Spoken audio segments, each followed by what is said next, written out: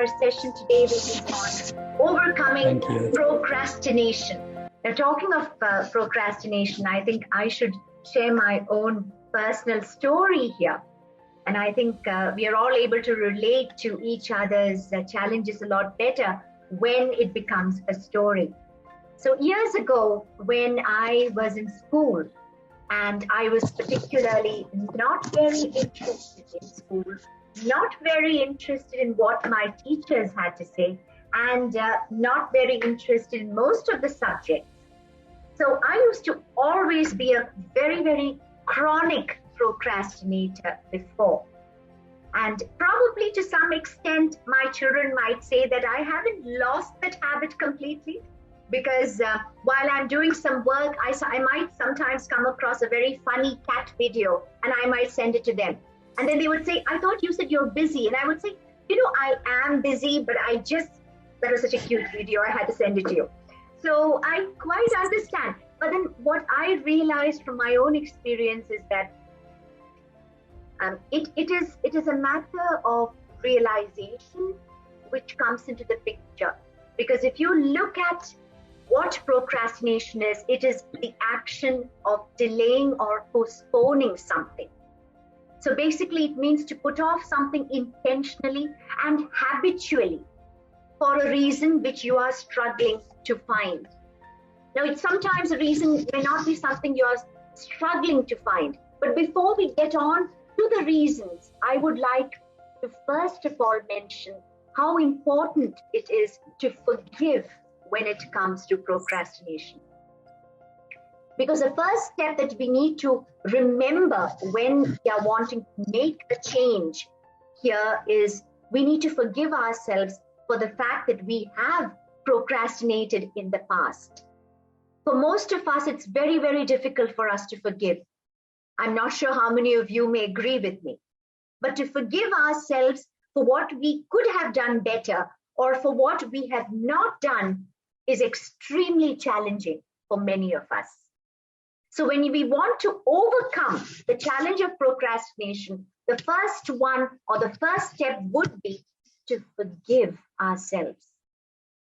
Forgive the fact that we have procrastinated in the past.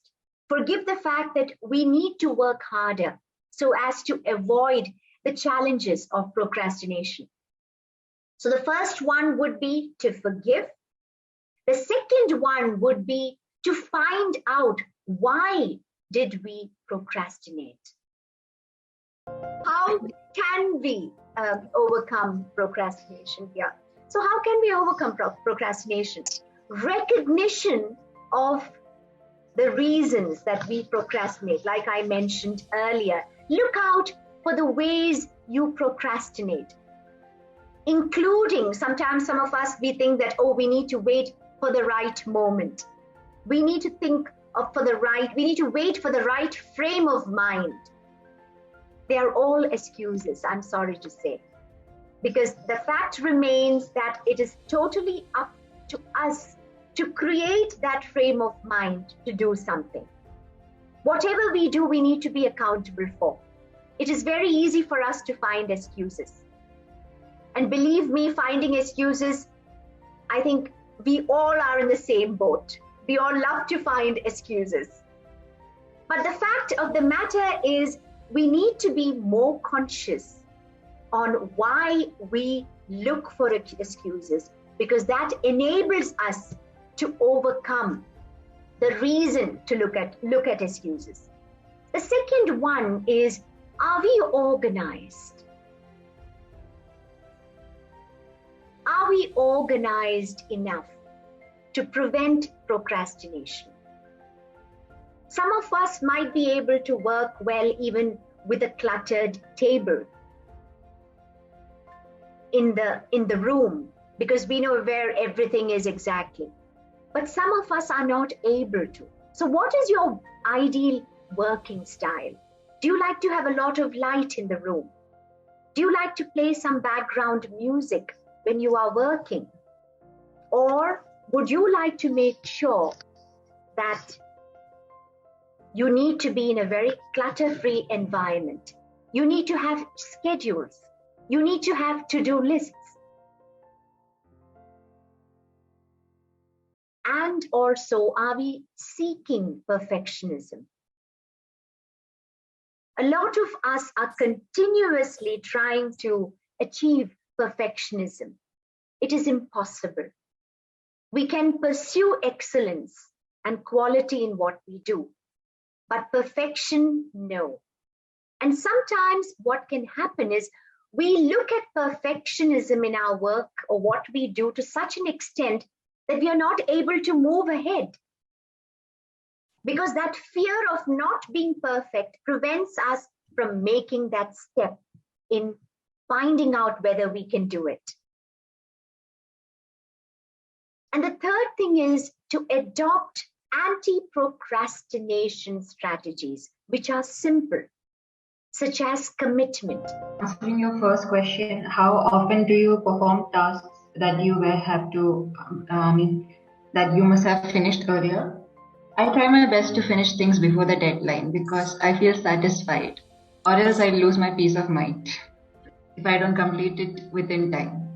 So for the sake of my peace of mind, I try my best to complete it, whether it is assignment, project or record. Somehow I try to finish it off before the deadline. And next question is, how often do you plan for a meeting in advance? So like whatever it is, not just for meetings, I plan everything in advance because I know that if I don't do so, I'll mess up everything. So I try my best to plan everything in advance.